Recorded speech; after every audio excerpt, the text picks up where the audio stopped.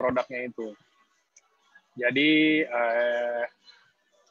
kalau di minggu lalu kita mungkin ada bahas produk lain, di minggu ini kita nggak terlalu bahas spesifik ke satu produk karena tema hari ini itu superfood. Jadi seperti yang teman-teman tahu, EFC ini kita produknya ini bukan obat. Kita dibilang suplemen juga bukan suplemen. Kita ini lebih ke arah superfood. Superfood itu apa sih? Nah, mungkin nanti juga bakal diceritain sedikit sama narasumber hari ini. Hari ini bakal dibahas tentang gimana sih superfood itu bisa bantu kita buat lawan pandemi ini, buat lawan COVID yang lagi hits banget saat ini. Langsung sama narasumbernya yang menurut saya sangat-sangat ahli di bidang ini karena beliau ini adalah pakar patologi dan baru mendapatkan gelar doktor beberapa minggu lalu mungkin ya, atau beberapa bulan, saya nggak gitu ingat. Ini udah hadir bareng sama kita Dr. Susilo Rini. Nah, jadi beliau ini salah satu tim dokter dari EFC yang ngebantuin kita juga untuk berbagai macam hal yang berbau-bau mungkin lebih ke arah virus, patologi, kanker, dan lain-lain karena kan patologi ya. Oke, ini udah ada dokternya. Saat ini mungkin saya ingin dulu sebentar. Oke, selamat siang dokter. Selamat siang menjelang sore ya. Selamat sore ya, semuanya. Nah, selamat datang di Zoom-nya buat teman-teman juga. Selamat datang buat Dokter Susilo Rini juga. Mungkin dok, untuk hari ini bisa nggak sih dok? Mungkin boleh nggak diceritain? Maksudnya teman-teman ini nggak gitu pada ada yang tahu, belum begitu paham superfood dok.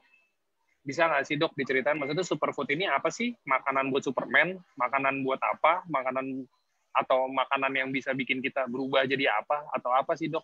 Mungkin bisa dijelasin nggak dok secara singkat? Ya, jadi mungkin istilah superfood ini adalah makanan yang dia punya kemampuan fungsional ya. Jadi makanan fungsional yang punya kemampuan mempengaruhi kesehatan tubuh kita ini secara secara global. Jadi secara global. Jadi bukan hanya secara lokal ya, mempengaruhi kesehatan secara keseluruhan gitu. Jadi makanan yang mudah masuk ke dalam sel gitu ya, sehingga bisa dengan mudah digunakan untuk kehidupan sel ya, untuk metabolisme sel, untuk menjaga kesehatan selnya. Jadi untuk energi sel, untuk regenerasi sel begitu ya. Oke, nah itu penjelasan singkat dari Dokter Susi.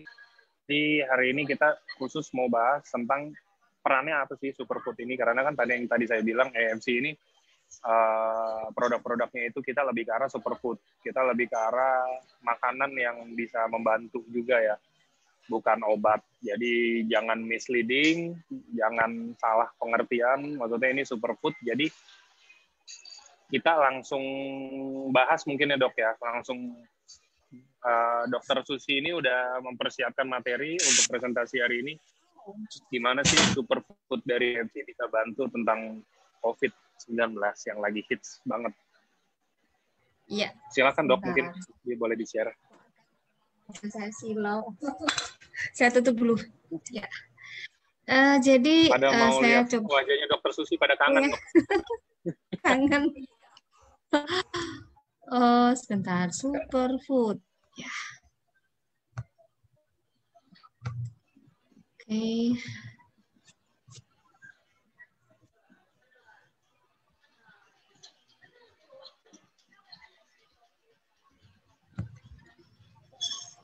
Jadi memang hari ini kita mau ngobrol bareng nih tentang COVID-19 dan bagaimana sebetulnya cara mengatasinya ya, karena pandemi ini sampai sekarang ini masih menjadi momok ya, masih menjadi momok. Dan kalau kita melihat media itu yang diberitakan semuanya yang mengerikan gitu ya. Nah, maka kita memang harus berusaha mencari solusi ya di antara solusi yang sudah ada mungkin ya yang tepat untuk kita gunakan untuk mengatasi COVID-19 ini. Nah, sebelumnya kita harus mengingat kembali ya apa itu virus corona ya. Jadi COVID-19 itu sebetulnya satu sindrom ya, penyakit yang di-trigger oleh infeksi yang disebut karena virus yang disebut virus corona. Nah, sebetulnya virus corona bukan virus yang baru-baru aja ditemukan ya. Jadi virus ini sudah sejak lama dikenal sebagai patogen yang menyebabkan berbagai penyakit pada hewan ya. Dahulu pertama kali ditemukan itu menyebabkan penyakit bronkitis atau radang pada saluran napas bagian bawah, yaitu pada ayam. Nah, lalu juga bisa menyebabkan penyakit saluran cerna ya. Contohnya pada babi ya. Pada babi itu ada wabah yang pernah terjadi pada babi yang menyebabkan kematian babi banyak sekali, itu disebabkan karena salah satu jenis dari virus corona.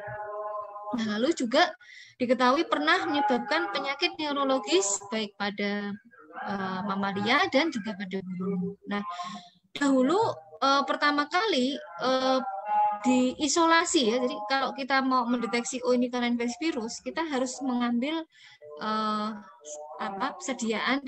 mengambil spesimen dari penderitanya ya, kemudian kita harus bisa mengisolasi virusnya, memurnikan virusnya. Nah, pertama kali virus ini dilakukan oleh Tyrrell dan Binon pada tahun 1965 pada rongga hidung, dan virus itu tidak bisa hidup di luar sel ya, jadi dia harus dimasukkan ke dalam sel. Jadi dia istilahnya dipropagasi itu dimasukkan ke dalam sel.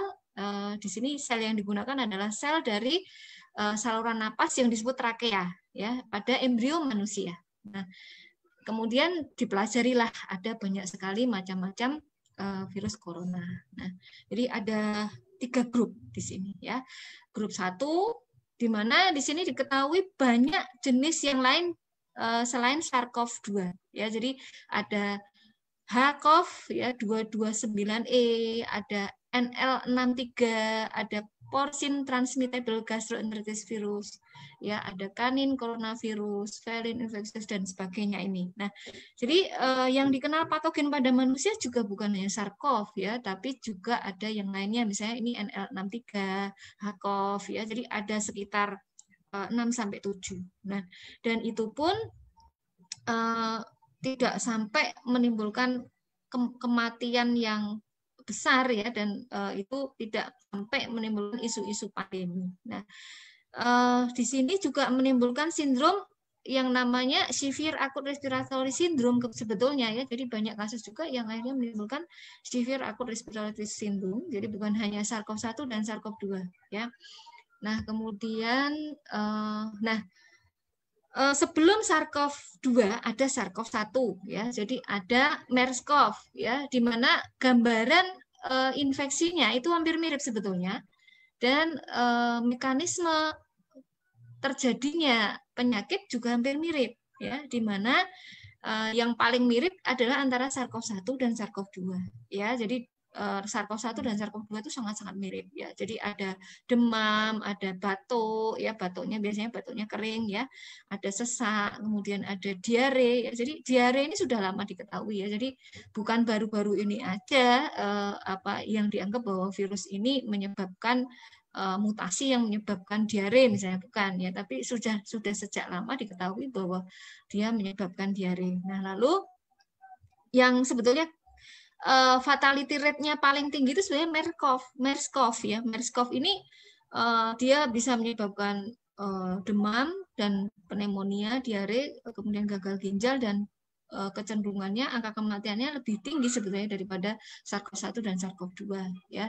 Nah, kita lihat di sini ternyata di sini melibatkan sistem imun ya. Jadi SARS-CoV-2 ini dan SARS-CoV-1 itu akan memicu respon imun yang diperantarai oleh yang namanya limfosit T. Nah, di mana limfosit T ini kita tahu di sini ada natural killer, ya, natural killer juga. Jadi natural killer ini merupakan salah satu jenis limfosit T yang dia sebetulnya mempunyai karakteristik T helper 1 ya. Jadi dia bersifat non T non B. Jadi limfosit itu ada limfosit T, limfosit B gitu ya. Nah, NK cell ini termasuk yang non T, non B ya, di mana merupakan salah satu sel yang berperan dalam pertahanan terhadap virus ya, terhadap virus, di mana NK cell ini dia akan mempunyai kemampuan membunuh virus yang sudah masuk ke dalam sel gitu ya. Kemudian kita lihat di sini juga ada peranan dari yang namanya sel T sitotoksik CD8 ya, kemudian makrofag ya, dan juga adanya peranan dari interleukin yang terutama dikeluarkan oleh T helper 17, di mana kalau ini berlebihan dia akan menyebabkan gejala-gejala seperti autoimun. Ya, maka jangan heran pada severe COVID, pada COVID yang berat, gejalanya seperti penyakit autoimun. Ya, tapi tidak semuanya sebetulnya. Jadi nanti kita lihat data epidemiologinya. Nah, jadi apa itu COVID-19? COVID-19 itu sebenarnya sindrom. Ya, sindrom itu artinya adalah kumpulan gejala dan tanda yang meliputi ya, jadi ada reaksi hipersensitivitas. Reaksi hipersensitivitas itu karena respon imun yang berlebihan ya. Jadi misalnya alergi, asma itu adalah reaksi hipersensitivitas. Kemudian penyakit jantung rematik itu termasuk reaksi hipersensitivitas ya. Kalau asma yang memicu adalah debu, kalau yang lainnya mungkin tungau ya, kemudian seperti penyakit jantung rematik itu yang memicu bakteri ya, Streptococcus beta hemolyticus tipe A. Nah, maka kalau COVID-19 yang memicu adalah virus SARS-CoV-2 gitu ya. Nah, lalu kumpulan gejala yang lain adalah gangguan metabolik ya, di mana dijumpai pada orang-orang yang menderita COVID-19 berat itu mengalami banyak gangguan metabolik ya, karena peredaran dari toksin yang bisa berasal dari tubuh manusia itu sendiri karena metabolit zat toksik yang tidak bisa dimetabolisme, atau juga dari bakteri patogen ya. Kemudian juga adanya disbiosis pada usus. Nah, ini temuan-temuan yang terkini menyebutkan bahwa banyak penderita yang meninggal karena COVID-19 itu ternyata mengalami apa yang disebut disbiosis ya, terutama karena kekurangan dari lactobacillus ya. Kemudian juga kekurangan dari beberapa bakteri ya yang lainnya ya. Dan juga kelebihan dari bakteri-bakteri patogen ya, misalnya Clostridium ya, bakteri-bakteri patogen misalnya seperti Corynebacterium. Jadi dari data otopsi ya, dari data otopsi dan juga dari data pengambilan sampel feses ya. Nah, adanya ketiga sindrom ini menimbulkan penyakit COVID-19 ya. Ada yang tidak mengalami sindrom ini, biasanya kalau terinfeksi dia akan tanpa gejala, dia sehat-sehat saja artinya ya. Jadi kalau orang itu respon imunnya baik, ya sistem imunnya seimbang, maka walaupun PCR-nya positif ya hasilnya, tapi dia sehat ya. Dan ini tidak akan menularkan pada orang lain ya. Nah, lalu orang yang menderita sakit akhirnya ya bisa tanpa gejala karena dia masih dalam fase akut ya, fase presimptom ya. Dan pada orang yang sistem imunnya baik ya, metabolisme baik, tidak mengalami disbiosis, bisa sembuh sendiri ya. Dan jumlah yang sembuh sendiri ini banyak ya. Lalu ada yang mengalami penyakit tapi derajat ringan atau sedang yang sembuh dengan bantuan pengobatan yang tepat, dan ada yang mengalami derajat berat yang akhirnya meninggal. Nah, yang derajat berat ini yang diketahui ternyata dia mempunyai ketiga gangguan ini ya. Nah, angka situasi COVID yang sempat saya ambil dari bulan apa ini ya, saya lupa ya, ini menunjukkan bahwa dari semua spesimen yang diperiksa yang positif itu berapa persen ini ya, jadi masih lebih sedikit dibandingkan yang negatif ya. Kemudian yang kasus sembuh masih lebih banyak ya, 72,4% ya. Nah, kalau kita lakukan otopsi, apa yang terjadi sebetulnya? Nah, ternyata kerusakan pada paru-paru yang didapatkan pada orang yang meninggal karena COVID itu adalah karena paru-parunya dia mengalami kematian yang sangat-sangat parah, ya. Sel-selnya itu mengalami kematian atau yang disebut dengan nekrosis di sini, ya. Di mana di situ kalau kita lihat sebukan sel radangnya yang paling dominan itu adalah leukosit eosinofil, ya. Makanya disebut peradangannya sebagai eosinofilik pneumonitis atau radang paru yang didominasi oleh sel-sel yang namanya eosinofil, yang ini menunjukkan bahwa reaksi pada paru itu sebetulnya bukan merupakan efek langsung dari virus, tapi merupakan respon dari imun penderita yang berlebihan. Ya, jadi dia merupakan reaksi dari sistem imun yang tidak normal dari seorang penderita COVID, gitu ya. Jadi ini seperti orang yang asma, ya. Orang asma itu kalau dilihat itu juga gambarannya ada eosinofilik pneumonitis, bukan pneumonitis ya, eosinofilik peradangan eosinofilik di mungkin di hidungnya atau di bronkus, ya, karena kalau asma itu jarang sekali yang melibatkan ke paru-paru, kecuali kalau asmanya sangat parah, ya. Biasanya kalau asma hanya terbatas pada saluran napas bawah, ya. Nah, kalau pada eosinofilik pneumonitis, ya, itu terjadi radang pada paru-parunya, pada parenkim paru, dan ini juga bisa muncul pada orang-orang yang mengalami sensitivitas terhadap virus lain, ya. Virus-virus yang dianggap tidak patogen bisa menyebabkan ini. Misalnya apa? Adenovirus, ya, lalu respiratory syncytial virus, ya, kemudian virus influenza, ya, virus coronavirus yang lain itu juga bisa, ya, dan juga bahkan bisa terjadi pada orang yang keracunan CO2, ya. Maka kita ketika memakai masker, ketika kita harus beraktivitas di lingkungan luar, pakailah masker itu dengan bijak, ya. Jadi ada waktu di mana kita tidak boleh menggunakan masker terus-menerus, ya. Jadi setiap 3 jam sampai 4 jam buka maskernya, karena keracunan CO2 juga bisa menimbulkan ini. Nah, kemudian juga keracunan O2.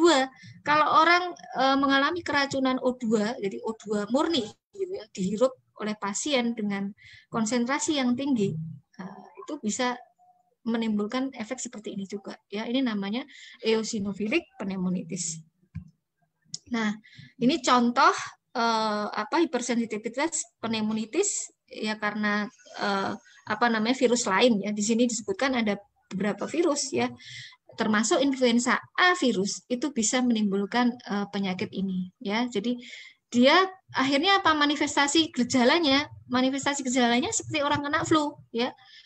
Seperti samalah dengan COVID ini, ya. Jadi ada sesak, ya, ada mungkin ada demam dan sebagainya, ya.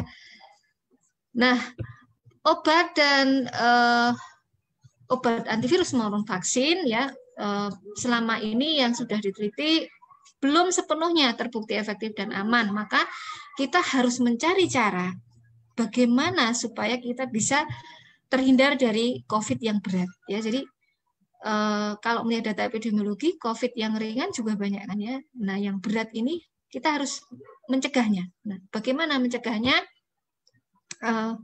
Dan yang perlu kita ketahui juga bahwa kita tidak boleh sembarangan mengobati, ya, karena ini kan penyakit virus, ya, penyakit virus. Kemudian juga dia tadi ada keterlibatan dari reaksi respon imun tubuh dari si penderita tadi, ya, yang dia mengalami hipersensitivitas, lalu juga ada kaitannya dengan dysbiosis, ya. Maka pengobatan ini nggak boleh sembarangan, ya. Misalnya, ya, antibiotik, penggunaan antibiotik, ya, penggunaan antibiotik itu harus rasional, artinya harus ada alasan yang kuat untuk membuktikan bahwa pasien itu membutuhkan antibiotik, ya. Karena kalau dalam penelitian-penelitian yang terakhir, justru orang yang terkena COVID itu jarang sekali yang diberi antibiotik kalau belum terbukti ada infeksi sekunder dari bakteri. Jadi harus ada bukti-bukti ilmiah, laborat, yang menunjukkan bahwa memang pasien ini mengalami infeksi bakteri ya, karena yang terjadi di sini kan sebetulnya bukan infeksi bakteri tapi infeksi karena virus ya, yang dimana virus ini memicu respon imun yang berlebihan pada orang tersebut. Nah, apa yang ditakutkan kalau misalnya kita memberikan antibiotik yang tidak rasional akan memperparah derajat dari disbiosis ususnya. Padahal orang-orang yang meninggal karena COVID diketahui bahwa terjadi disbiosis usus yang berat ya. Sehingga di sini yang paling penting adalah gunakan antibiotik secara rasional ya, dan juga lakukan pengobatan-pengobatan yang fokusnya pada mengatasi disbiosis pada usus dan juga pada mengatasi respon imun yang berlebihan ya. Jadi kalau terjadi disbiosis, apa yang akan terjadi? Akibatnya bisa memicu multi organ dysfunction syndrome, ya. Bisa terjadi gagal organ. Ya, jadi makanya jangan heran kalau orang yang menderita COVID berat yang mengalami disbiosis itu mengalami kerusakan organ, baik itu ginjalnya, hatinya, atau bahkan juga jantungnya dan lain-lain. Ya. Nah, ini contoh bagaimana penggunaan antibiotik pada infeksi virus. Ya, di mana dia akan memicu justru terjadinya kelemahan sistem imun ya, kelemahan sistem imun dan juga memicu terjadinya disbiosis ya, di mana ini contohnya pada tikus yang dibuat mengalami infeksi influenza ya. Ketika diberikan antibiotik secara oral, apa yang terjadi? Sistem imunnya melemah, di mana antibodinya turun, ya. Interferon gamma ini adalah interferon itu senjata untuk membunuh virus, ya. Malah justru turun di sini kalau kita beri antibiotik, ya. Kemudian juga kemampuan antivirusnya menurun, ya, dari makrofag kemampuannya menurun. Migrasi itu jalan kemampuan berjalannya sel, ya. Dari sel yang disebut dendritic cell ini menurun ya, kemampuan fagositosis menurun ya, dan lain sebagainya. Nah, ini juga disebabkan karena terjadinya tadi disbiosis karena pemberian antibiotik ya.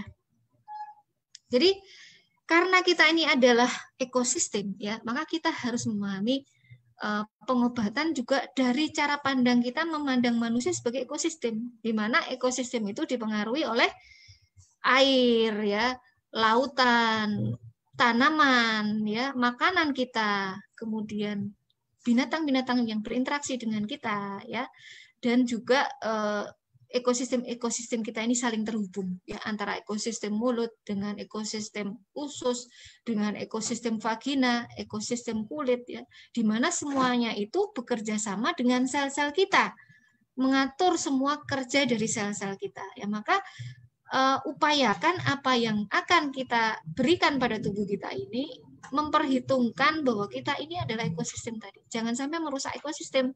Jangan sampai kita ingin membasmi satu virus, tapi justru membasmi bakteri-bakteri yang menghuni ekosistem kita, ya, menghuni ibaratnya hutan ya. Kita mau membunuh satu singa, kita maunya karena ada satu singa membunuh manusia, kita pengennya membunuh seluruh singa di hutan, ya. Padahal akibatnya kalau seluruh singa mati, bagaimana?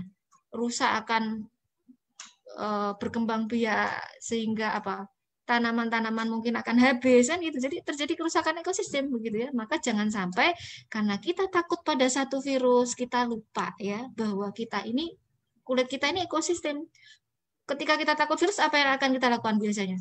Kita mencuci tangan dengan sangat sering, menggunakan antiseptik yang tidak ramah lingkungan misalnya, tidak ramah dengan bakteri baik kita. Ya, akibatnya justru kita membunuh semua bakteri baik dalam tubuh kita kalau seperti itu. Ya, maka pertimbangan ini harus sangat kita perhatikan. Ya. Nah, kita tahu di sini kita pun punya ekosistem virus. Ya. Dalam saluran napas kita, bahkan di situ ada virus-virus yang dianggap berbahaya bagi tubuh kita. Ya, ada yang namanya Epstein-Barr virus, di mana dia menyebabkan kanker. Ya. Di mulut dan di nasofaring ada coronavirus juga, ada respiratory syncytial virus, adenovirus, influenza A virus, yang semuanya ini patogen. Lalu kenapa kalau itu ada dalam tubuh kita tidak sakit gitu ya kan? Padahal di situ ada ya. Lalu juga skin di kulit. Di kulit kita ada yang namanya papilomavirus, di mana papilomavirus itu menyebabkan apa? Kutil ya, poliomavirus di mana dia menyebabkan tumor pada kulit. Kenapa orang punya itu tapi tidak sakit, sedangkan ada orang yang sakit karena virus itu begitu ya. Sama dengan di usus kita. Di usus kita tuh banyak virusnya. Bahkan di DNA tubuh kita, DNA sel kita ya, di mana ada virus yang diturunkan dari nenek moyang kita. Nah, maka kita itu kalau mendengar virus itu jangan takut dulu gitu ya. Virus itu ada dalam tubuh kita. Nah, mengapa kita tidak sakit? Karena ekosistem kita seimbang. Karena sistem tubuh kita seimbang. Nah, ketika ada berita tentang virus bermutasi A, B, C, D dan sebagainya, nggak usah takut dulu ya. Virus itu memang dia kerjanya bermutasi, terpapar sedikit dia akan bermutasi dengan terpapar sinar matahari, radiasi pengion maupun non pengion, gelombang elektromagnetik ya, terpapar dengan zat mutagenik itu, dia bisa bermutasi ya. Tapi sistem imun kita, ekosistem kita, kalau tubuhnya terjaga, ekosistemnya terjaga, sistem imun kita terjaga, kita nggak perlu takut gitu ya, gitu. Nah, kita harus mengingat bahwa semua ekosistem yang terbesar itu ada pada usus kita. Tadi sudah terbukti ya pada orang yang diotopsi itu, yang rata-rata terjadi adalah terjadi gangguan pada ekosistem ususnya, di mana mereka kehilangan lactobacillus dan kehilangan bakteri-bakteri baik yang lain seperti bifidobakterium, ya, bakteri intinya, ya. Kemudian juga bakteri-bakteri patogen yang berlebihan, misalnya Corynebacterium, Clostridium, gitu ya. Maka semua penyakit itu sebetulnya sumbernya adalah pada ekosistem kita sendiri ya, pada usus kita. Nah, ada banyak faktor predisposisi yang harus kita ingat, bahwa di sini dari faktor internal kita sendiri ya, umur itu sangat pengaruh ya. Semakin tua seseorang, ekosistem pada ususnya akan semakin menurun ya, diversitasnya ya. Maka kalau kita semakin tua, kita harus banyak mengkonsumsi makanan yang bisa meningkatkan diversitas ekosistem usus kita. Nah, lalu genetik ya, ada orang yang dia itu tidak bisa memproduksi antimikroba alami dalam tubuh kita yang mengakibatkan akhirnya diversitas ekosistem pada ususnya terganggu ya. Lalu stres, maka kita nggak boleh stres ya, karena stres itu menurunkan diversitas ekosistem kita ya. Nah, lalu makanan dari apa yang kita makan ya dari luar ya, misalnya makanan yang kaya serat, makanan yang kurang daging ya, kurang serat ya, misalnya terlalu banyak protein atau lemak ya, tinggi daging ya, itu akan menimbulkan masalah pada diversitas usus kita. Nah, demikian juga apa yang kita konsumsi seperti probiotik, antibiotik ya, kemudian lifestyle ya, dan juga lingkungan ya. Lingkungan yang terlalu steril juga nggak baik ya, maka gunakanlah antiseptik, kemudian gunakanlah pestisida itu secukupnya lah. Kalau perlu gunakan yang ini yang bersifat alami ya, menggunakan repelan dari essential oil yang tidak menyebabkan ekosistem kita rusak ya. Kemudian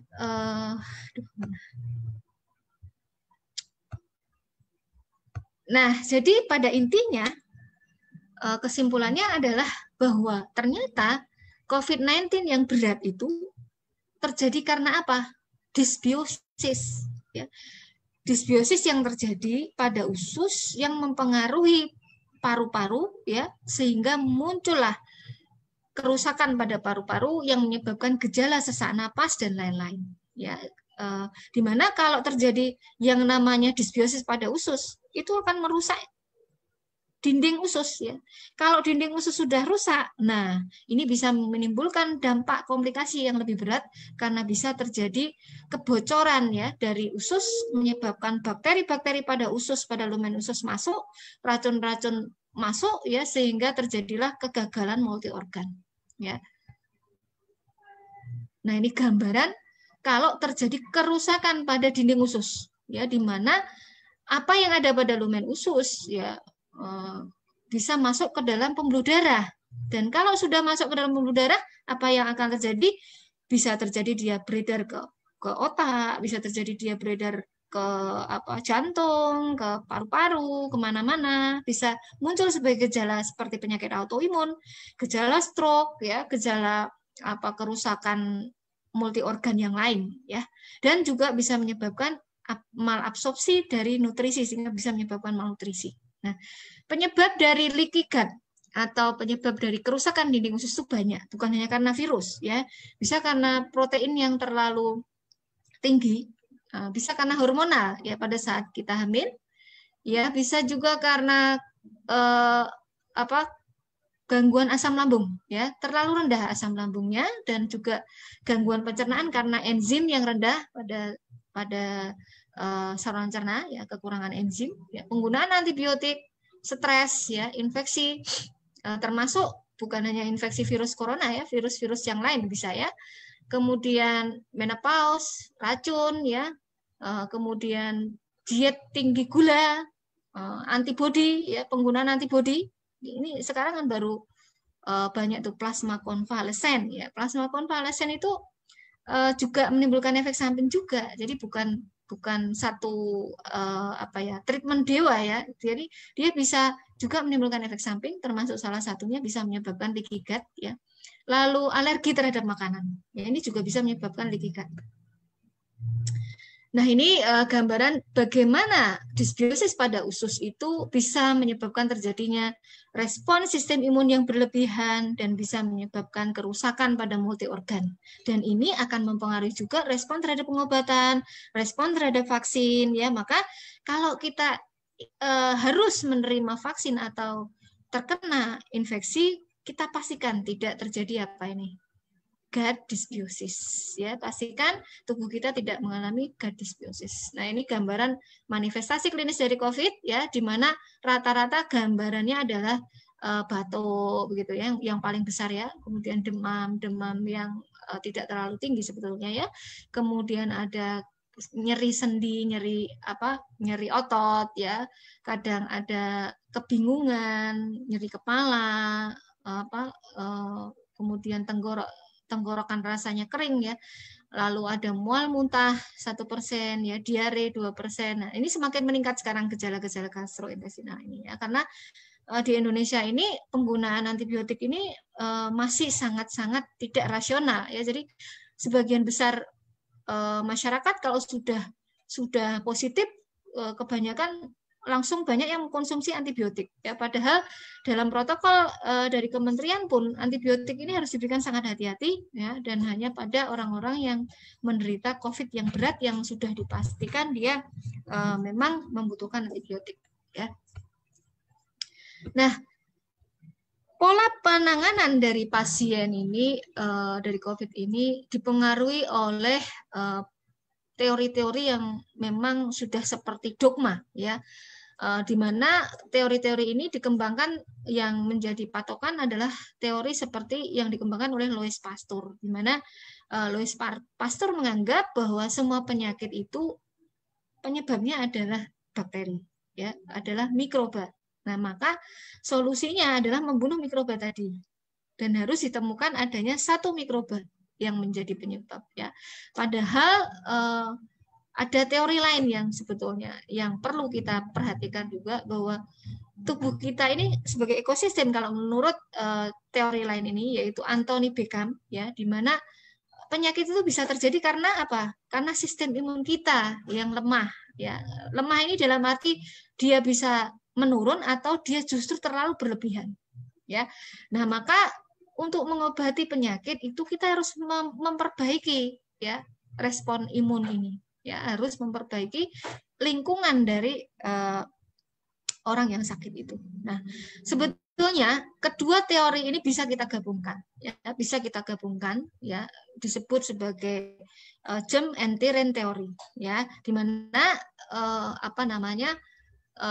dari sudut pandang ini yang namanya bakteri yang tidak baik itu memang harus kita hambat pertumbuhannya. Tapi caranya dengan apa? Bukan dengan membunuh bakteri itu, memberantasnya dengan bom ya, dengan bom antibiotik, bukan, tapi dengan memberikan bakteri yang baik, memberikan lingkungan yang menyebabkan bakteri baik itu tumbuh lebih banyak, dan sehingga akhirnya bisa menekan pertumbuhan dari bakteri patogen begitu ya. Nah, maka sekarang ini banyak dikembangkan probiotik ya untuk bahkan vaksinasi ya. Jadi vaksin pun sekarang ini sudah ada yang namanya probiotik vaksin. Nah, ini ya contohnya. Dan ini dianggap vaksin yang paling ideal ya, karena dia tidak perlu menggunakan metode pendinginan ya, kemudian dia cenderung solid ya, solid itu biasanya stabil ya, dan bisa diberikan tanpa injeksi. Jadi bisa diberikan melalui hidung disemprot ya, bisa ditetes ya, atau bisa diminum atau dimakan. Nah, ini yang terbaru ini vaksin dari Kanada yang bekerja sama dengan Australia. Mereka menggunakan bakteri namanya Bifidobacterium longum ya, yang direkayasa genetiknya sehingga dia membawa protein dari virus, dan nanti kita minum, bukan disontekkan ya, bukan disontekkan. Ini bisa dicek nanti di sini. Jadi dia bentuknya diminum ya, diminum, dan dia merupakan probiotik yang saat ini sudah diteliti pada tahap uji klinis fase 2 ya. Yang lainnya ada yang bentuk tetes atau semprot, itu dikembangkan oleh Vietnam ya. Vietnam itu bekerja sama dengan Swedia, bersama dengan 7 perusahaan vaksin di Swedia dan 1 universitas, universitasnya namanya Universitas Örebro di Swedia. Mereka mengembangkan vaksin yang disemprotkan pada hidung. Nah, lalu juga ada vaksin dari probiotik juga yang dikembangkan oleh tapi bukan bentuk vaksin dia ya, dari Austria, di mana Austria juga menggunakan Bifidobacterium longum ya. Nah, ini Simvivo namanya ya, jadi merupakan vaksin dari bakteri baik ya, di mana bakteri Bifidobacterium ini direkayasa mengandung virus, bukan mengandung virus, protein virus ya, protein S dari virus, yang nantinya ketika dia menempel pada sel yang melapisi usus ya, maka dia akan mengenalkan protein S ini sehingga dikenali oleh sel-sel imun kita, dan sel imun kita akan mememorinya ya, karena sebenarnya prinsip vaksinasi itu adalah mengingat penanda virus, sehingga kalau kita ketemu virus kita bisa melawannya begitu. Jadi bukan membentuk antibodi, bukan ya. Antibodi itu tentu akan dibentuk ya, dan tidak semuanya membutuhkan antibodi ya. Justru ada penyakit yang ditimbulkan karena antibodi yang berlebihan ya. Maka jangan terlalu mengandalkan antibodi, karena sebetulnya untuk virus justru respon yang pertama adalah dengan menggunakan antivirus yang alami yang ada dalam lapisan usus ya, kemudian juga antibodi, tapi antibodi yang bersifat disekresikan, dikeluarkan di lumen usus ya. Maka di lumen di lubang-lubang pintu masuk dari virus itu gitu ya. Jadi bukan yang di darah ya. Jadi yang dia cenderung akan menangkap virus dan memenjarakan virus itu, sehingga memborgol virus itu sehingga virus tidak bisa masuk ya, tidak bisa melekat pada sel kita. Nah, ini Simvivo ya, jadi nanti kalau misalnya mau mengikuti. Nah, jadi intinya kita harus tahu kesehatan usus kita.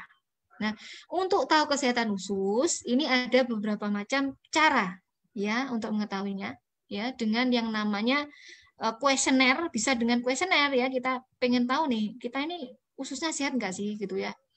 Nah, kita ada leaky gut nggak? Karena yang berat-berat itu rata-rata menderita leaky gut. Nah, cara yang paling mudah ini pakai menggunakan Bristol Stool Scale. Bristol Stool Scale ini dengan melihat penampakan dari BAB kita, feses kita, tinja kita. Jadi kalau BAB jangan langsung di flash ya, dilihat dulu BAB-nya, ditengoklah BAB-nya ya. Baunya bagaimana, warnanya bagaimana, bentuknya bagaimana begitu ya. Nah, lalu juga dengan mengetahui kebiasaan makanan kita, ya, fungsi dari lambung kita, ya, rata-rata orang yang parah itu menderita gangguan pada lambung, di mana kalau diukur pH-nya itu lambung itu justru terlalu alkali, kurang asam, ya, karena kalau dia terlalu alkali, bakteri buruk itu gampang berkembang biak, ya, jadi justru membutuhkan asam lambung, ya. Kemudian juga transit time, jadi kalau bisa kita itu BAB rutin tiap hari 2 kali sehari, ya. Bahkan kalau dalam Islam itu dikatakan kalau kita itu bisa BAB 2 kali sehari, ya, itu seperti kenikmatannya itu seperti kalau kita memiliki dunia seluruhnya, ya, karena apa? Tubuh jadi sehat, gitu ya. Kalau orang BAB-nya rutin itu, toksin-toksin itu tidak akan lama berada dalam perut kita, ya. Maka kalau kita sedang sakit, usahakan BAB kita tetap dijaga teratur dengan mengkonsumsi makanan-makanan yang kaya serat, ya. Banyak minum, ya, sehingga BAB-nya menjadi lancar, ya. Terus juga perlu menjaga mobilitas, jangan tiduran terus, ya. Kecuali kalau memang dituntut kita tiduran terus, ya. Jadi kalau ada leaky gut tuh harus tiduran terus karena hati-hati bisa terjadi radang dan bocornya usus ini bisa menyebabkan kerusakan pada usus yang parah, ya. Nah, ini ada beberapa contoh bagaimana memeriksa ada tidaknya leaky gut, ya. Kemudian yang paling mudah untuk kita adalah dengan melihat gambaran BAB kita, ya. Oh, kalau satu ini bentuknya seperti tinja kambing, ya. Kecil-kecil, perintil-perintil warnanya hitam gitu, ya. Nah, itu menunjukkan bahwa di situ ada gangguan dari pergerakan usus, mungkin ada penyumbatan pada usus karena bisa jadi karena ada tumor atau karena ada kerak-kerak pada usus, ya. Nah, kemudian kalau ada gangguan yang belum terlalu berat, ini gambarannya itu seperti sosis tapi seperti beng-beng, tahu beng-beng, ya? Beng-beng itu coklat kan, ada dia padat, warnanya hitam tapi ada berbenjol-benjol gitu kan, ya. Nah, menunjukkan bahwa ada yang tidak tercerna dengan baik, ya. Lalu yang ketiga yang normal ya seperti ini, ya, seperti sosis tapi kadang mungkin ada yang mudah patah begitu, ya. Kemudian yang keempat ini normal juga, ini bentuknya seperti sosis yang halus gitu, ya, sosis yang halus. Lalu kalau kekurangan serat, ya, ini gambarnya seperti ini. Jadi dia lunak sekali, kemudian mudah patah gitu, ya. Atau kalau ada radang ini seperti ini, ya. Jadi dia seperti dia membentuk pecahan-pecahan yang tidak tidak seragam begitu, ya. Nah, kalau sampai cair, nah itu juga menunjukkan ada peradangan juga, ya. Nah, ini menunjukkan bahwa di situ ada disbiosis, ya. Nah, kalau mau akurat, ya, ini kita bisa meriksa dengan pemeriksaan feses, pemeriksaan urin, ya, atau juga pemeriksaan nafas, ya. Nah, lalu pendekatan alamiah yang bisa kita gunakan untuk mengatasi COVID, ya, dengan makanan yang sehat, dengan prebiotik, probiotik, simbiotik, vitamin, ya, terutama vitamin A, vitamin C, vitamin D, ya, mineral seperti magnesium. Nah, magnesium ini ada gandeng rentengnya dengan vitamin D, ya. Kalau magnesium rendah, vitamin D pasti rendah. Dan rata-rata penderita COVID berat itu vitamin D-nya rendah, ya. Maka perbanyak makan makanan yang kaya vitamin D, ya. Misalnya salmon itu kaya vitamin D, ya. Kemudian apalagi, ya, minyak ikan, ya, apokat, ya, telur. Nah, kemudian magnesium ini mineral yang banyak juga bisa kita jumpai pada kacang-kacangan, ya, kacang almond, pada apokat, ya, kemudian pada biji-bijian, ya. Demikian juga zinc dan selenium, ya. Nah, ini bagaimana kalau kita makan kurang serat, kemudian kurang probiotik. Nah, ini akibatnya, ya.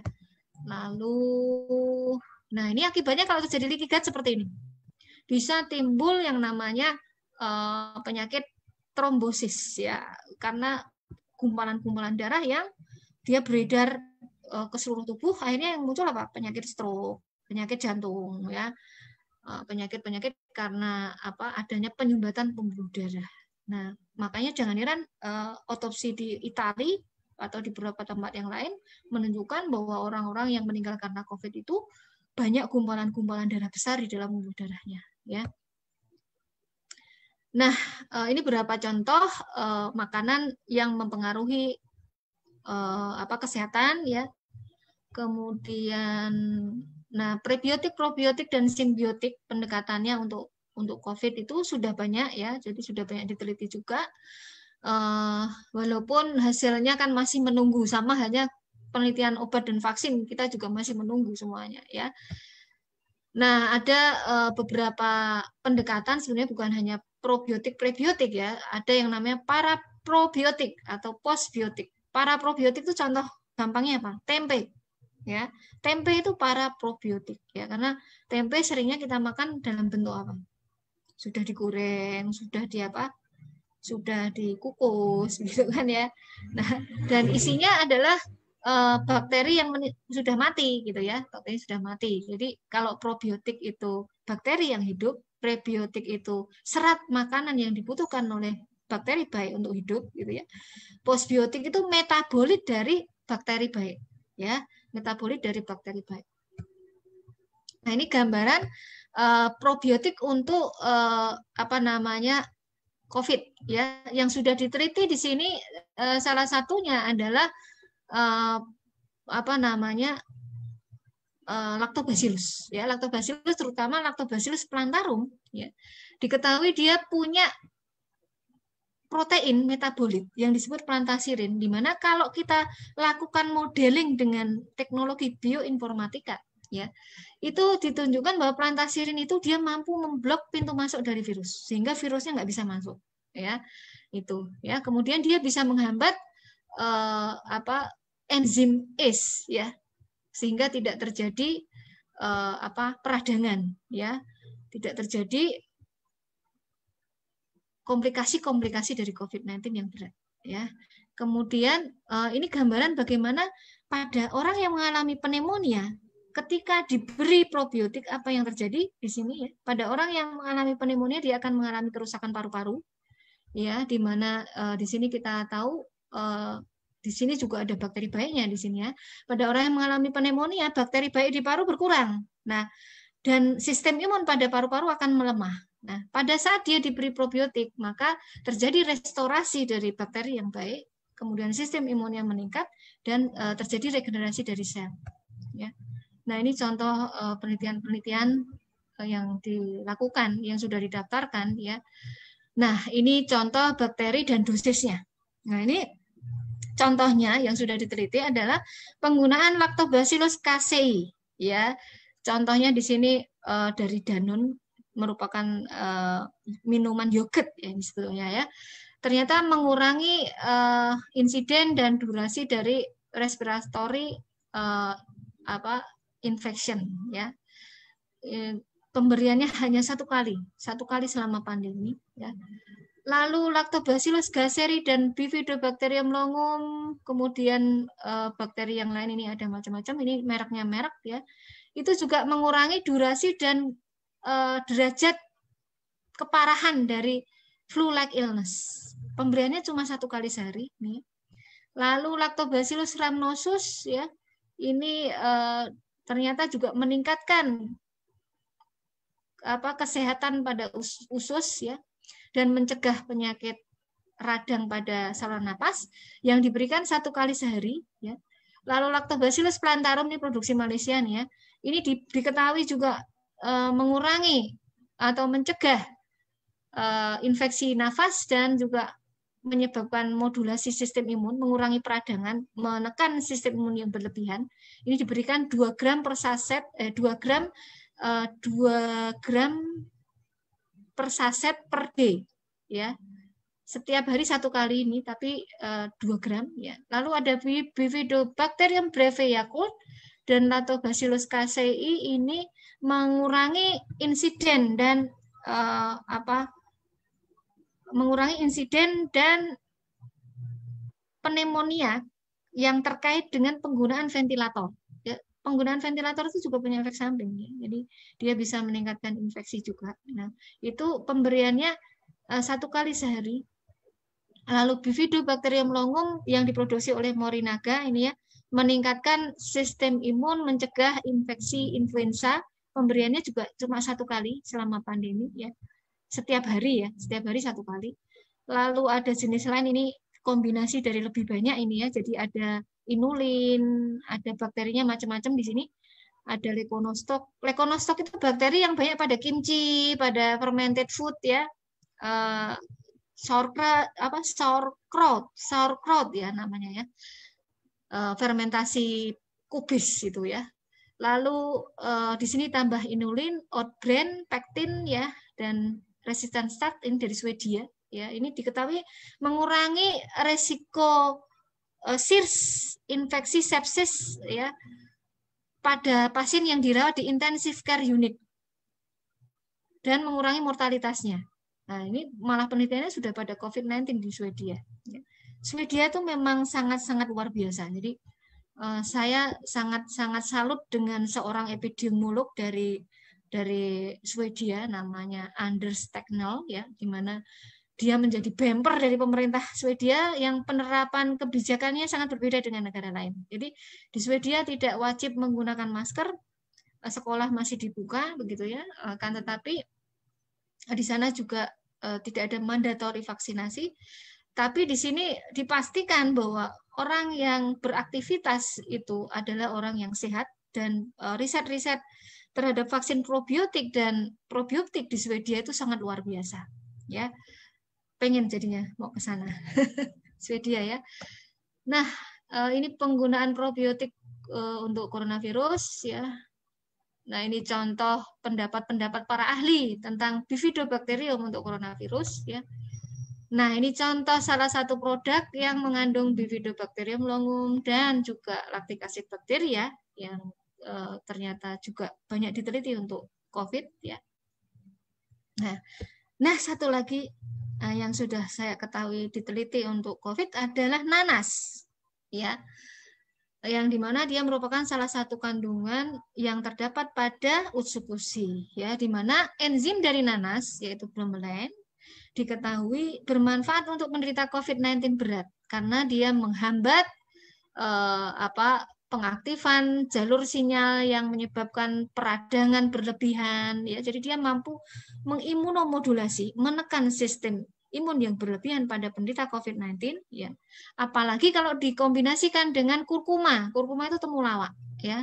C ini kurkuma ya. B bromelain ya. Dia menghambat yang namanya prostaglandin yang memicu peradangan, yang menghambat terjadinya pembekuan darah ya. Di mana tadi menyebabkan trombosis ya, menyebabkan peredaran dari bekuan darah yang bisa menyebabkan gejala seperti stroke, penyakit jantung dan lain-lain. Ya, kemudian dia menekan inflamasi juga ya, yang disebabkan karena bradykinin storm ya, yang menyebabkan batuk, menyebabkan udem ya, ini bradykinin storm ya. Mungkin ada pertanyaan sampai di sini. Kalau ini dari pendekatan Islam ya, ini yang diteliti sekarang ini menggunakan jeruk ya, kemudian minyak cengkeh, minyak habatus sauda ya, bisa dinebuliserkan ya pada orang-orang yang mengalami sesak napas ya. Jadi ada kombinasi dari chamomile, minyak cengkeh, kemudian minyak habatus sauda. Ini sudah dilakukan di Madinah ya. Ini jeruk ya.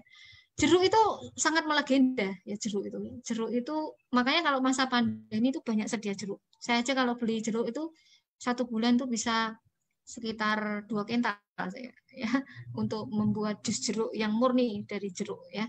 Nah, itu Columbus dulu untuk mengatasi wabah flu Spanyol ya, itu dia menggunakan jeruk ya. Makanya ketika berlayar itu akhirnya jalur pelayaran Columbus itu menyebabkan jeruk di jalur pelayaran Columbus ini sama ininya spesiesnya ya, karena Columbus ketika berlayar membawa jeruk tadi ya. Ini bagaimana kita mencegah COVID ya. Contohnya di sini kalau kita menggunakan masker ditetesi aja dengan essential oil yang punya sifat antivirus ya. Essential oil yang punya sifat antivirus contohnya apa? Ada ada yang sudah diteliti misalnya dari minyak kayu putih ya, minyak kayu putih atau tadi citron dari lemon, cari minyak essential oil dari lemon ya. Kemudian makan makanan yang bersifat imunomodulator, mengandung polifenol ya, yang bisa meningkatkan sistem imun dan menekan sistem imun yang berlebihan ya.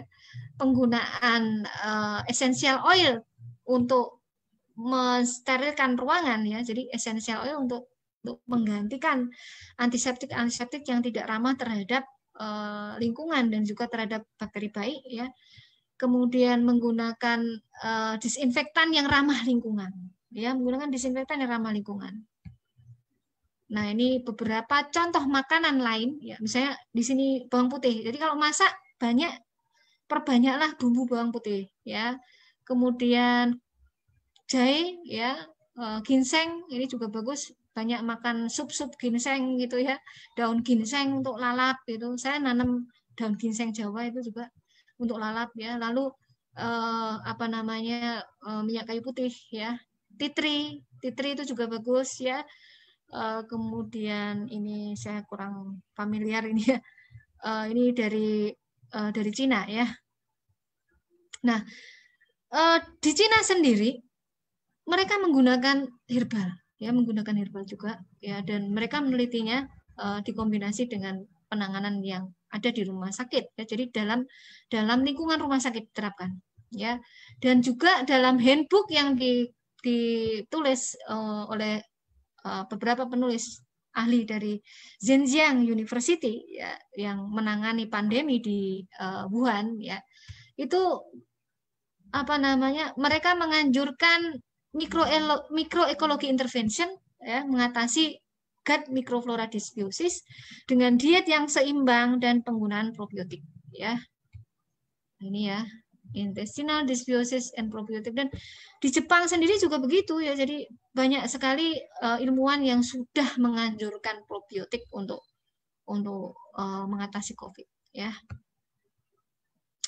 Nah, ini beberapa contoh herbal yang digunakan di Cina ya.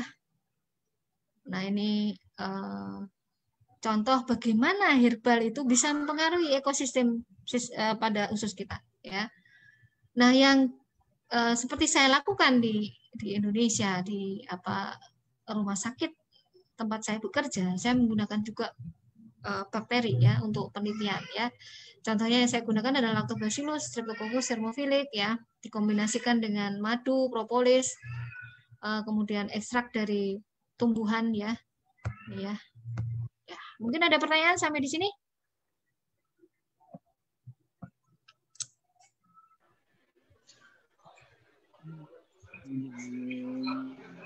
Ya udah selesai ya, Dok ya? Sudah selesai. Oke, kalau gitu teman-teman boleh dari penjelasan yang tadi, kalau mau nanya-nanya boleh. Ini saya udah ada lihat beberapa pertanyaan, sebentar saya baca dulu. Nah, ini ada contoh kasus, Dok. Jadi sore, Dok, saya mau tanya, saya punya teman yang sedang hamil 5 bulan dan lagi kena COVID, satu keluarga. Dia itu punya riwayat sakit mah. Sudah lama mahnya nggak pernah kambuh, sekarang satu keluarga lagi rawat di rumah sakit. Dia sempat BAB berdarah dan katanya disebabkan oleh ambeien dan tidak ada ambeien sebelumnya. Jadi saya sarankan untuk konsumsi SOP dan utsukushi. Permasalahan dia maunya subarasi dan utsu. Saya sarankan kalau udah tidak ada lagi pendarahan baru boleh konsumsi subarasi. Jadi dia hanya konsumsi utsu. Dan reaksinya setelah dia konsumsi utsu, dia sesak nafas dan sakit di ulu hati. Dia konsumsi baru konsumsi 2 hari dan reaksinya sama, akhirnya dia stop konsumsi. Nah, apakah itu normal ataukah itu fase khusus atau emang mungkin karena hal lain, Dok? Ya, jadi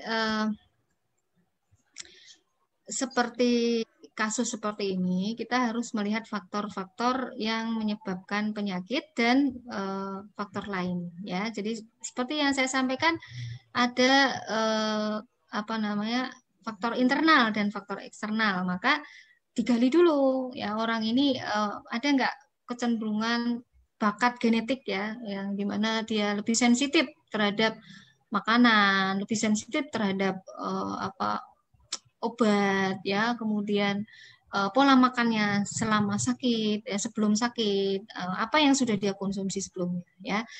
Jadi kalau melihat ini terjadi disbiosis yang berat pada orang ini, ya, pada satu keluarga biasanya budaya makannya kan sama, ya, rata-rata kalau satu keluarga kena itu yang menjadi masalah adalah habit yang sama, pola makan yang sama, dan yang saya ketahui semuanya mendapatkan antibiotik, ya, karena yang saya temukan di lapangan, ya, karena saya melakukan penelitian, ya, kalau orang itu sudah positif, nah, nanti dari puskesmas itu dia akan memberi obat sangat banyak, ya, di mana isinya ada antivirus, ada antibiotik, ya, padahal menurut protokol yang ada dari Kementerian Kesehatan yang terbaru, ya, pengobatan seperti ini tidak rasional, karena pengobatan ini harus dalam pengawasan dokter, ya, karena efek samping dari antivirus dan antibiotik ini diketahui berat, ya, dan justru gejalanya menyerupai COVID, ya. Nah, harus dicari dia konsumsi apa saja, ya, obat itu, ya. Dari beberapa yang saya ketahui, seperti mereka yang punya gejala gastrointestinal rata-rata mendapatkan levofloxacin, ya, kemudian azitromisin, ya, dan mereka sudah terpapar antibiotik dua kombinasi itu, ya. Padahal dalam literatur dua kombinasi itu sangat-sangat berbahaya, ya, dan bisa menimbulkan efek samping seperti COVID tadi, karena disbiosis, kalau sudah terjadi disbiosis yang berat itu ibaratnya usus itu menjadi berlubang-lubang.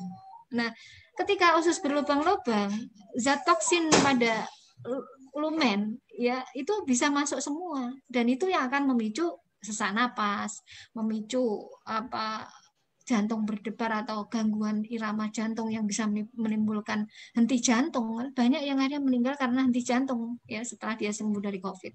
Nah, mungkin hal ini terjadi karena paparan antibiotik yang terlalu berlebihan juga bisa jadi. Maka pentingnya dilakukan studi terhadap usus dari penderita COVID dan dipastikan penyebabnya itu apakah memang karena virusnya atau karena pengobatan yang terlalu berlebihan yang di situ digunakan antibiotik, ya, gitu. Jadi dan tidak bisa kita terus usulnya baru dua kali di ini, ya, diberikan. Kalau hal seperti itu tuh biasanya bukan hanya karena 2 kali pemberian, ya, itu sudah terjadi melalui proses yang lebih kronik, ya. Jadi kemungkinan dipicu bukan karena usul, ya, tapi kemungkinan justru karena apa yang dia konsumsi sebelumnya yang sudah lama, ya. Kalau dia mengalami MAH kronis, biasanya oleh dokter dia diberi obat-obatan yang menghambat pompa ion pada lambung yang menyebabkan nanti HCl-nya justru turun. Nah, HCl yang turun ini juga berbahaya kalau itu terjadi secara kronik, ya, karena justru pH lambung akan alkali. Nah, pH yang alkali ini akan meningkatkan disbiosis pada usus, ya, karena bakteri patogen itu akan tumbuh dengan sangat-sangat meningkat, ya. Maka memang rata-rata COVID berat ini terjadi pada orang-orang yang akhirnya dia mengalami disbiosis, gitu, ya. Jadi pada orang-orang yang disbiosis, maka kalau kita terinfeksi, kita harus melakukan assessment terhadap usus kita, ya. Kita harus men-screening, ya. Apakah kita ini tipe orang yang sudah mengalami disbiosis, ya. Apakah kita punya leaky gut, ya. Ya, kalau mau sembuh, ya, obati itu disbiosisnya, ya.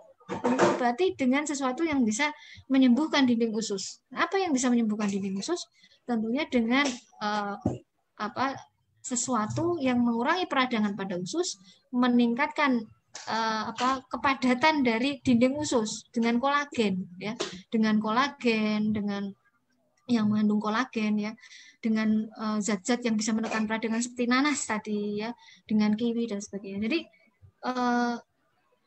kalau ada yang seperti ini, coba diarahkan mencari faktor lain ya, mencari faktor lain ya, dan diarahkan bahwa ini tuh terjadi sebagai proses yang tidak akut ya. Ini pasti ada penyebab sebelumnya gitu, ya. Penyebab sebelumnya apa? Dia minum antibiotik enggak?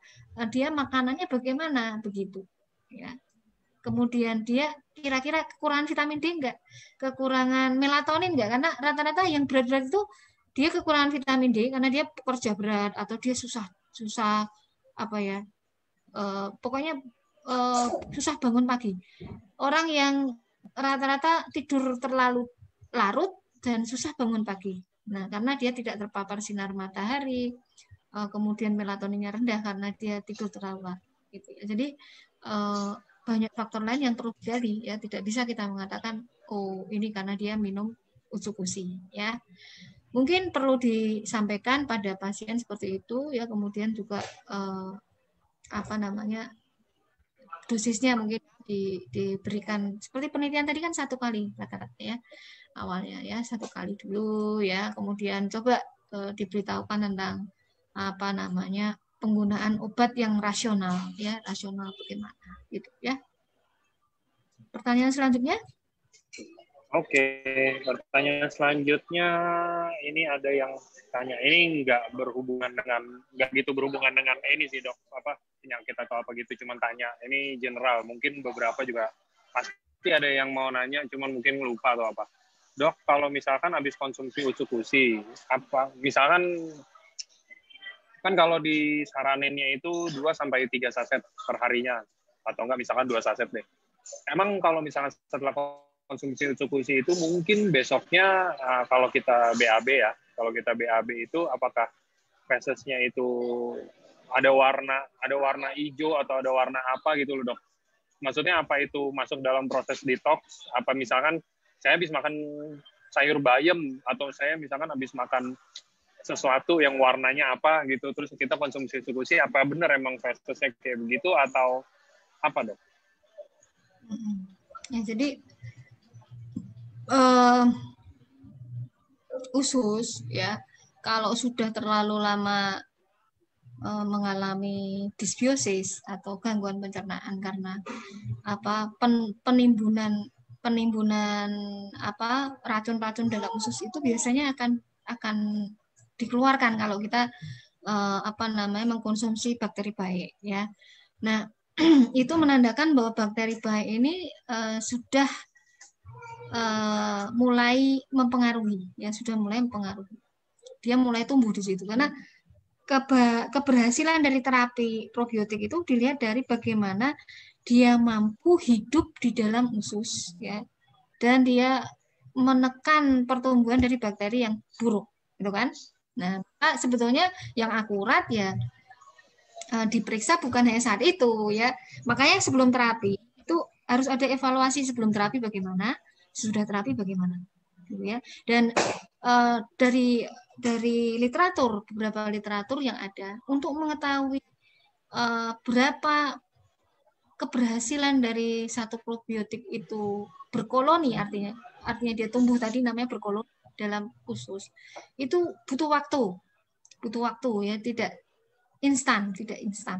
Jadi sekitar, ada yang mengatakan sekitar 21 hari ya, ada yang mengatakan 8 minggu gitu ya, dan setiap orang tentu berbeda-beda sesuai dengan faktor-faktor yang ada pada tubuhnya, kespesifikan dari tubuhnya ya, misalnya tadi faktor genetik, pola makan gitu, lifestyle dan sebagainya ya.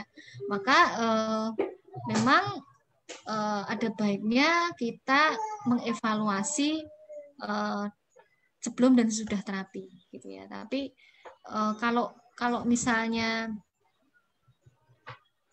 kita takut ya, dosisnya jangan langsung seperti itu ya. Kalau dalam penelitian kan tadi 1 kali sehari 1 saset ya kan. Step by stepnya ini benar-benar dari dosis rendah dulu gitu ya. Karena probiotik kalau berlebihan itu jadinya apa? ya dikeluarkan juga ya, bahkan kalau sudah ada leaky gut ya bisa menimbulkan ini lactobacillus ya, itu bisa menimbulkan sindrom kelebihan lactobacillus ya. Sindrom kelebihan lactobacillus itu tanda-tandanya adalah kita itu perut tuh rasanya kayak banyak gasnya ya, istilahnya apa ya, bloating mau kentut susah begitu ya, jadi seperti banyak gasnya. Jadi maka turunkan dosis kalau seperti itu ya, kemudian lakukan aktivitas yang menyebabkan gas di perut itu dikeluarkan ya. Biasanya kalau seperti itu saya menganjurkan untuk nungging ya, nungging supaya gasnya itu keluar dengan lancar ya gitu. Atau ada metode-metode pijat refleksi ya, untuk meningkatkan gerak dari usus sehingga gas itu bisa keluar ya, karena kalau ada gas yang terjebak di dalam usus itu juga akhirnya menimbulkan bakteri jahat itu cenderung meningkat lebih banyak. Pertanyaan selanjutnya. Oke, pertanyaan selanjutnya. Selamat sore Dokter Susi, mau tanya dok, apakah yang dokter terangkan mengenai pencegahan COVID seperti menghirup aroma minyak kayu putih dan juga termasuk konsumsi makanan seperti nanas bisa berlaku juga untuk pencegahan atau penyembuhan jenis COVID varian baru? Ya, insya Allah ya, karena seperti tadi saya sampaikan ya, virus itu adalah materi genetik yang dia tidak bisa hidup dalam sel, di luar sel. Jadi kenapa dia mudah bermutasi itu memang sudah sifatnya dari dulu seperti itu. Ya, yang menjadi masalah sekarang manusianya tambah rusak ekosistemnya. Ya. Karena ketakutannya tambah stres ya, media mau memberitakan ini itu mutasi ini itu, stres lah dia. Maka memang ada baiknya kurangi stres ya, dengan mulai menyadari bahwa kita itu ekosistem ya gitu. Kita itu ekosistem. Ada satu pendatang virus mau dia berganti rupa berkali-kali pun ya, kalau kita ekosistemnya seimbang, apa yang harus kita takuti ya kan gitu. Maka fokus hidup kita adalah perbaiki ekosistem tubuh kita, sistem imun kita supaya seimbang, metabolit tubuh kita seimbang metabolismenya. Ya, insya Allah mau ada hantavirus, mau ada Ebola virus, kita ditakut-takuti dengan macam-macam virus yang lain, Zika virus dan lain-lain, nggak akan takut, ya, nggak perlu takut, ya. Karena dalam tubuh kita pun mewarisi virus, ya, mewarisi virus dari siapa? Dari nenek moyang kita, karena memang virus itu diciptakan untuk mengatur tubuh kita. Ya, bahkan ada banyak virus yang ditakutkan dia menyebabkan infeksi saluran napas seperti misalnya virus bukan saluran napas sih, apa ya? Measles virus lah, contoh. Measles virus itu ketika digunakan untuk orang yang menderita tumor, justru dia bisa memicu tumor itu mati, gitu ya. Contohnya pada kasus beberapa tumor otak yang susah diobati, ya. Jadi ada ceritanya dulu begini, ada anak yang sakit tumor otak, ya. Nah, dokternya bingung, ya. Anak ini habis kena campak, ya. Tapi kenapa tumornya kok jadi bukan membesar tapi justru kecil, gitu ya. Ada apa ini? Ternyata setelah diteliti, virus campak itu bisa memicu kematian dari sel kanker. Nah, jadi virus itu diciptakan itu oleh Allah, itu ada maksudnya, ya, ada maksudnya. Nah, dan ada manfaatnya, ya, tapi manusianya yang kadang belum tahu manfaatnya apa. Ya, seperti adenovirus. Adenovirus itu bisa menyebabkan infeksi, ya. Akan tetapi adenovirus digunakan juga untuk obat, ya, untuk targeted terapi pada penderita kanker, ya, untuk mengedit gen, bahkan ya untuk mengedit orang-orang yang punya penyakit genetik, ya, dengan terapi yang namanya edit gen itu, ya. Itu menggunakan adenovirus. Ya, maka bahkan HIV juga demikian, retrovirus itu juga digunakan untuk studi-studi untuk mendesain obat-obat untuk kanker dan lain-lain. Maka memang mungkin ini mau dikatakan baru silakan ya, tapi virus SARS-CoV-2 ini sebetulnya nggak begitu baru kok. nggak begitu baru karena mirip sekali dengan SARS-CoV-1 ya. Jadi kendalikan ketakutan, karena kalau kita takut mau dikasih apapun banyak kemungkinan tidak akan berhasil ya. Kenapa? Ketakutan itu membunuh natural killer kita ya. Natural killer itu sel yang sangat sensitif ya, seperti usus ya, usus diteliti meningkatkan natural killer ya. Tapi kalau kita stres mau dikasih usus box 1 kali minum ya nggak akan bisa bermanfaat kalau kita stres ya. Maka jangan sampai kita merasa takut dengan sesuatu yang sebetulnya ya, kalau sistem imun kita seimbang, ekosistem kita baik, itu akan menimbulkan masalah ya. Oke, next pertanyaannya ada yang, Dok, apakah ada yang khusus dari bakteri di Utsukushi biar bisa bertahan dari asam lambung sehingga sampai ke dalam ususnya itu lebih banyak porsinya dibandingin bakteri biasa. Contoh bakteri-bakteri dari minuman probiotik atau bakteri-bakteri yang dari produk lain deh kita bilang gitu loh, Dok. Ya, jadi yang khusus ini yang menarik Bifidobacterium longum ya. Bifidobacterium longum itu tipe bakteri. Kenapa dia dipakai untuk vaksin? Ya, karena dia mampu melapisi dari sel yang melapisi usus, namanya sel epitel ya. Melapisi, dia melekat ke sel epitel ya. Tapi dia tidak merusak sel, justru melindungi begitu. Ya, jadi dan dia memproduksi yang namanya bakteriosin. Nah, bakteriosin ini dia berfungsi menekan pertumbuhan bakteri yang tidak baik ya.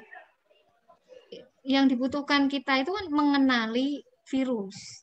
Nah, dengan mengenali virus, kita memproduksi antibodi, memproduksi sel yang mememori, memproduksi sel-sel T yang dia aktif sebagai sel yang menjaga tubuh kita kalau ada serangan virus, gitu kan? Jadi mengapa kok Austria menggunakan Bifidobacterium longum, kemudian Sweden tadi ya, kemudian Kanada menggunakan untuk vaksin tadi ya, itu karena sifat Bifidobacterium longum yang dia punya sifat melapisi sel epitel tadi ya, salah satunya ya.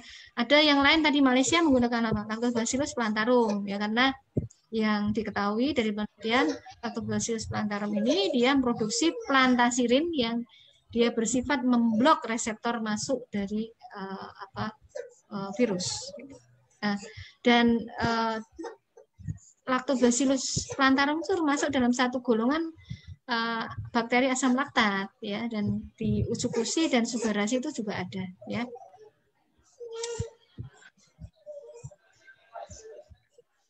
Mimi ya.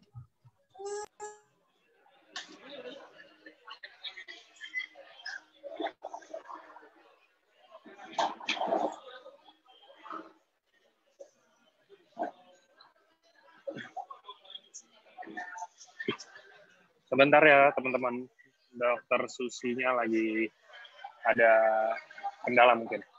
Jadi balik lagi ke yang tadi, banyak kan pertanyaan dan tadi udah dijelasin beberapa sama Dokter Susi kalau nanas, ada Bifidobacterium longum itu yang tadi itu teman-teman udah tahu dong itu ada di mana. Nah, itulah alasannya kenapa, bukan karena gini loh, bukan kalau perusahaan-perusahaan lain, saya sadar karena saya riset juga ya, kan saya bagian untuk yang buat promosi segala macam. Kalau yang perusahaan-perusahaan lain tuh lebih ke arah gini loh, oke, kita udah mulai perusahaan dari 2018, which is belum ada COVID lah gitu, terus tiba-tiba ada COVID muncul, terus kita ternyata produk A, B, C, D, E, ini bagus loh buat COVID loh, ini bisa loh untuk membantu COVID segala macam gitu tanpa dasar yang jelas. Nah kalau ini mungkin bisa ngebuka pikiran, hati dan mata batin dari teman-teman juga semua kalau produk kita ini kan bukan karena aji mumpung aja, oh ini ada COVID nih, udah deh kita sambungin sama COVID, kan nggak kayak begitu. Kita bikin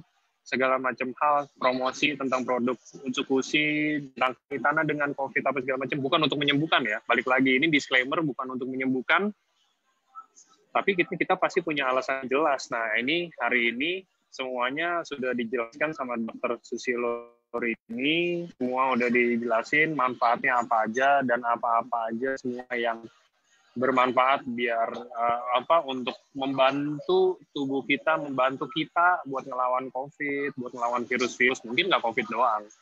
Itu ya, mungkin jadi biar ini juga salah satu edukasi buat teman-teman bisa dikasih tahu ke timnya juga kalau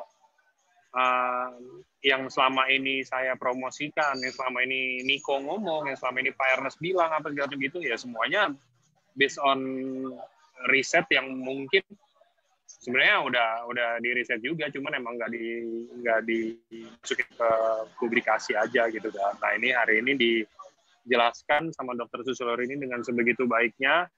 Semoga teman-teman bisa bantu edukasi dan lebih ngerti tentang apa sih manfaatnya produk ini sebenarnya. Jangan cuman kita taunya kulit luarnya aja. Kayak saya kadang-kadang masih suka ketemu member-member yang, oh iya nih, kita ngomong produk ada dua ya, Subarasi dan Utsukushi. Kita produk ada dua. Oke, Bapak sakit apa? Saya kanker nih, apa segala macam itu. Bagus Utsukushi. Tanpa ngejelasin atau tanpa kasih bayangan-bayangan yang kayak gimana ya, yang sebenarnya gitu loh. Orang takutnya mispersepsi.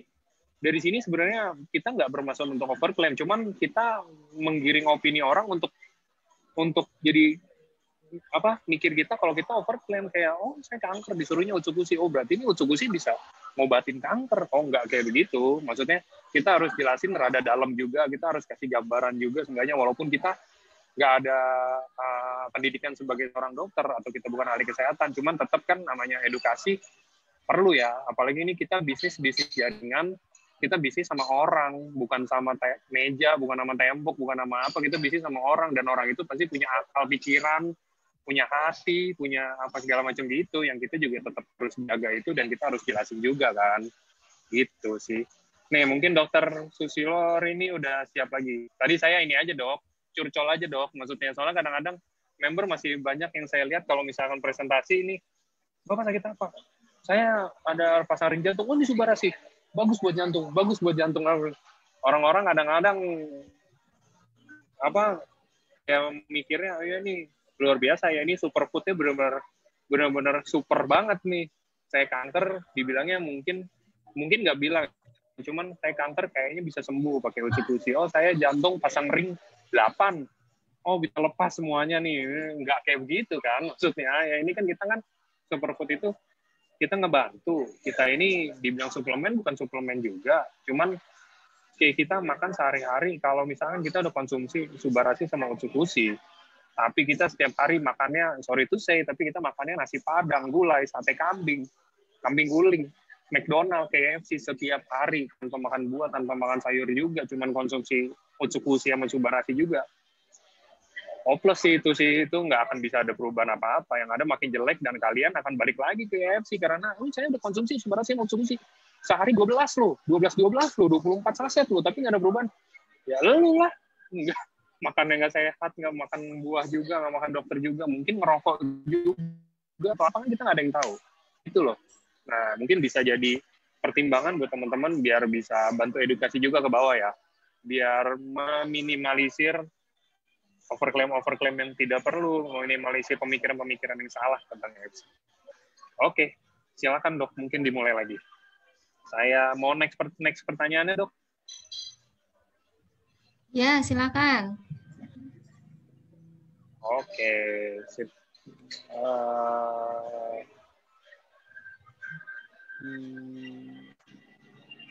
Nah, ini ada pertanyaan bagus juga.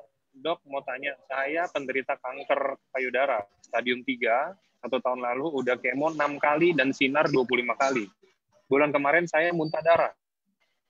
Dokter paru-paru kasih tindakan bronko dan biopsi. Hasilnya tuh nggak ditemukan sel ganas di paru. Mungkin sel ganasnya di tempat lain. Tidak ditemukan sel ganas di paru, tapi dokter tidak ngasih obat karena dianggapnya saya baik semua. Cuman saya buat jaga-jaga aja. Ya, saya buat jaga-jaga aja. Apakah saya cukup dengan konsumsi Utsukushi dan Subarasi, atau mungkin ada saran pribadi dari dokter saya mungkin tambah apa? Oke, mungkin banyakin makan apa, banyakin ngapain gitu loh dok. Minta sarannya dokter. Iya. Ya, jadi saran saya seperti pada seminar sebelumnya ya. Jadi nanti tolong dilihat di seminar sebelumnya ya, pola makan pada orang yang sakit kanker ya, itu bagaimana pola makannya, pola hidupnya bagaimana ya. Jadi kemarin nggak ikut ya yang itu ya, yang tentang probiotik for cancer ya, itu ya. Jadi memang seperti tadi saya katakan bahwa suplemen itu ibaratnya satu apa ya, pembantu ya, pembantu. Yang utama itu adalah pola makan dan pola hidup kita ya. Apalagi yang namanya probiotik. Probiotik itu tadi dia untuk keberhasilannya dia harus tumbuh kan, harus tumbuh di dalam usus kita. Nah, untuk tumbuhnya probiotik itu dalam usus kita, makanan kita harus sehat, ya kan? Gitu. Maka sekali lagi nanti tolong diperhatikan pola makannya harus yang meningkatkan bakteri baik tadi ya, kayak dengan serat ya. Serat tadi seperti yang formula yang dari Swedia, dia menggunakan serat yang disebut inulin ya, kemudian ada oat ya, itu ya. Jadi banyak serat makanan yang bisa meningkatkan bakteri baik ya. Termasuk misalnya kurma, apalagi kurma ajwa ya, itu dalam penelitian selama 21 hari itu bisa meningkatkan bakteri baik. Dan selain itu banyak konsumsi makanan yang kaya antosianin. Antosianin itu semua makanan yang mengandung warna-warna ungu ya. Sebenarnya dalam usus ada kan ya anggur ya, kemudian blueberry ya, ubi ungu, kemudian bunga telang, tahu enggak bunga telang? Nah, bikin teh telang gitu ya. Kemudian beras hitam, nah itu. Jadi makannya kalau mau makan beras, cari beras-beras yang berserat ya, berwarna ya, contohnya beras hitam. Dan yang organik ya, yang mengandung pestisida. Karena pestisida itu dia bersifat hormonal disruption ya, dia merusak keseimbangan hormon ya. Dan satu lagi kosmetik ya, kosmetik diingat-ingat, cari yang tidak mengandung paraben ya, karena paraben itu meningkatkan estrogen pada tubuh kita. Kalau kanker ini jenisnya sensitif estrogen, nah maka bisa memicu perkembangan kanker ya. Maka kalau mau cantik, cari kosmetik atau skincare yang bebas paraben ya. Mungkin itu sudah menjawab ya. Ada lagi pertanyaannya? Oke.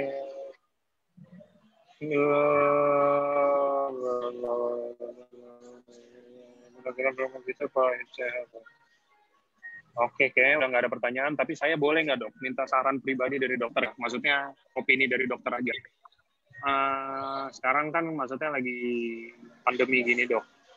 Mungkin boleh nggak saran dokter Susilorini aja mengenai tentang produk KFC selain, mungkin gini deh, saran secara keseluruhan ya, Dok. Contoh, ada nggak sih kayak pesan-pesan dokter selama pandemi ini harus kita banyakin ngapain? Entah itu mungkin dokter bisa bilang, oh ya tolong banyakin berjemur kena matahari, atau misalkan konsumsi air putih lebih banyak, istirahat, apa yang kayak gitu-gitu. Dan mungkin kalau untuk orang normal, maksudnya yang hanya ingin menjaga aja, jadi jangan sampai kena COVID, mungkin ada nggak saran kayak konsumsi berapa sih untuk subarasi atau cukusi, atau harus pakai apa gitu loh, Dok? Ya. Tadi untuk pencegahan di penelitian-penelitian yang sebelumnya tadi ya, dengan beberapa macam bakteri ya, itu ada yang dia bentuknya serbuk, ada yang bentuknya kapsul, ada yang bentuknya minuman fermented food ya, Shirotakashi Yakult itu kan biasanya berbasis susu gitu ya. Nah itu seperti Suba itu kan yogurt ya, yogurt. Nah itu 1 kali sehari ya, 1 kali sehari. Nah kemudian aktivitas di luar ruangan itu harus lebih banyak ya.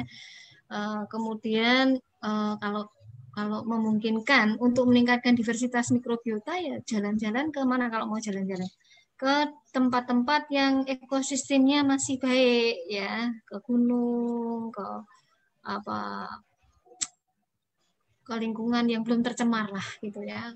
Kemudian kalau mau misalnya sekolah juga begitu, jadi upayakan sekolah misalnya di ruangan yang terbuka, yang apa, sirkulasi udaranya baik ya, atau apa namanya, banyak tatap muka di lingkungan yang alam yang ekosistemnya masih baik ya. Kemudian pola makan hampir samalah dengan penjelasan saya yang untuk kanker ya. Jadi banyak makan makanan yang fresh ya, belum tidak dimasak terlalu lama ya, meningkatkan bakteri baik ya, buah-buahan, sayur-sayuran ya, buah-buah dan sayur yang berwarna-warni itu sebenarnya kaya dengan zat-zat aktif yang dia bermanfaat untuk tubuh ya. Kemudian tadi jeruk ya kan, jeruk, jambu merah itu sudah diteliti juga ya oleh para peneliti ya, penggunaan rempah-rempah Indonesia kan kayak rempah-rempah ya, bumbu-bumbu dapur ya.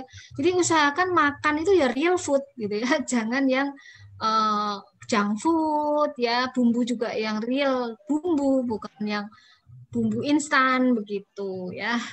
Jadi memang tadi usus kita ini loh ya, usus kita ini yang harus kita jaga sekali ya, karena dari situ pintu masuknya sebetulnya terutama ya, karena sekali usus kita bocor gitu ya, nah itu bisa jadi banyak sekali penyakit ya, bisa 1000 wajah penyakit ya, bukan hanya berkaitan dengan coronavirus ya, jadi kita alergi makanan aja itu juga bisa meningkatkan apa risiko terjadinya leaky gut yang menimbulkan efek multi organ dysfunction tadi ya. Kemudian penggunaan antibiotik harus rasional. Jadi kalau kita terima obat dari dokter, kritis lah ya, kritis lah. Apa kira-kira dosisnya seberapa dan apakah memang diperlukan, kapan diperlukan, kemudian ada efek samping atau tidak, bagaimana tanda dan gejala dari efek samping itu, bagaimana mengatasinya kalau terjadi efek samping, itu harus kita tanyakan gitu ya. Jadi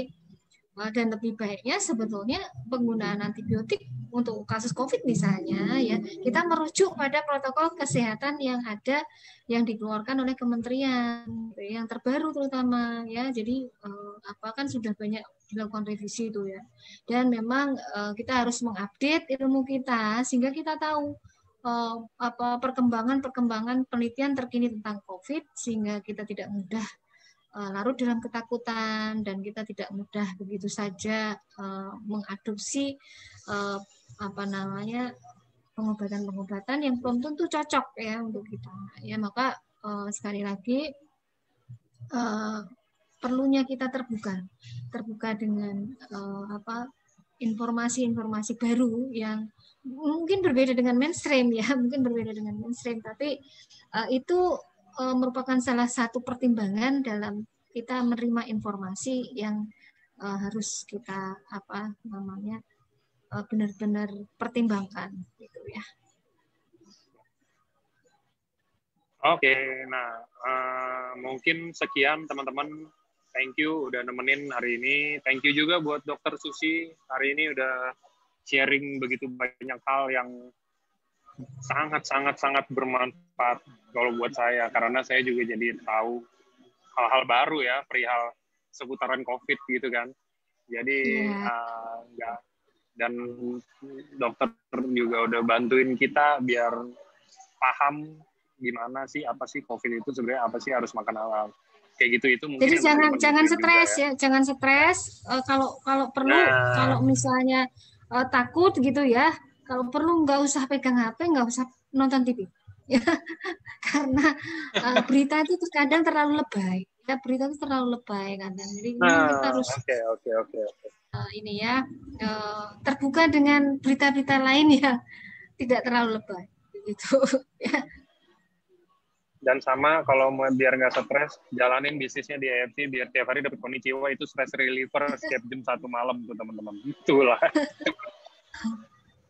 Oke, nah sebelum saya tutup, saya juga mau bilang teman-teman untuk yang nanti ke Bali 12 hari lagi ya teman-teman. Jadi kalau mungkin kan akan dikontekin satu-satu untuk kamar apa segala macam gitu nanti di Bali. Mungkin teman-teman yang belum dikontak, kalau memang ingat boleh kontak duluan aja ke Alden ya, biar itu mempermudah beliau juga buat ngedata siapa mau di kamar mana, karena kita ada 3 hotel berbeda di Bali, di Westin, di mana ya, Westin, terus di Renaissance, sama di satu lagi saya lupa deh apa gitu, pokoknya bagus deh, tiga-tiganya itu bintang 5 deh pokoknya, nggak nyesel deh teman-teman yang ikut ke Bali nanti. Jadi sampai jumpa lagi teman-teman. Thank you Dr. Susi, thank you teman-teman semuanya, sampai ketemu di pertemuan berikutnya. Thank you Dok. Selamat sore semua. Thank you, selamat sore.